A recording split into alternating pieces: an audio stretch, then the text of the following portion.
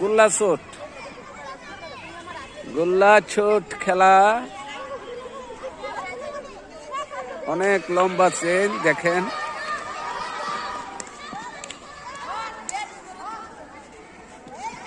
সাবিত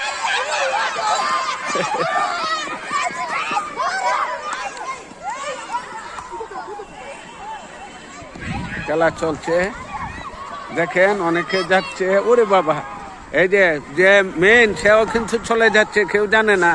সে যদি যাইতে পারে তাহলে শেষ, ওকে তাকে কিন্তু মেরে ফেলা হয়েছে, শেষ। তার মানে প্রথম দল হেরে গেল।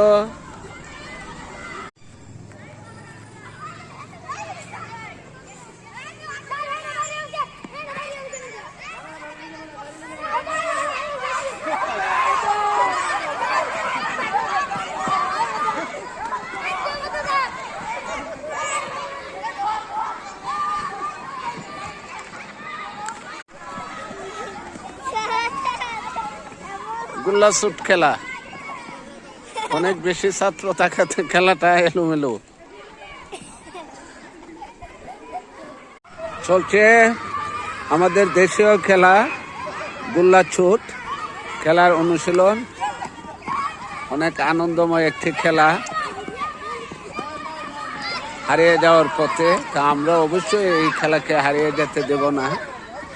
আমাদের এই গুল্লা ছুট খেলায় খেলোয়াড়ের সংখ্যা অনেক বেশি থাকাতে হয়তো এলোমেলো দেখাচ্ছে। দেখেন কি পরিমাণে শিক্ষার্থীরা অংশগ্রহণ করছে দুটি দলে, এক একটি দলে প্রায় 20 থেকে 30 জন।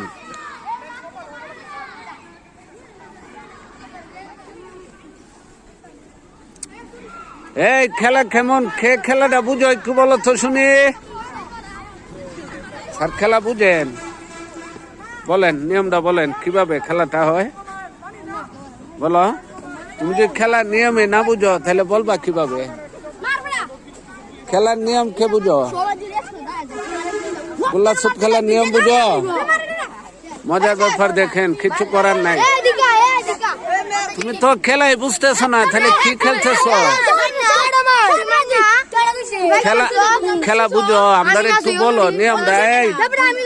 আমরা নিয়মটা শুনি, তুমি তো নিয়ম বুঝো না, একটু নিয়মটা বলো তো। নিয়ম না বুঝে ওরে বলতেছ মায়ের কেন, এটা বলো কি নিয়মটাই তো বলতেছি। দেখেন দোষ নেই, এই যে আমাদের দেশীয় খেলা না খেলার কারণে দেখেন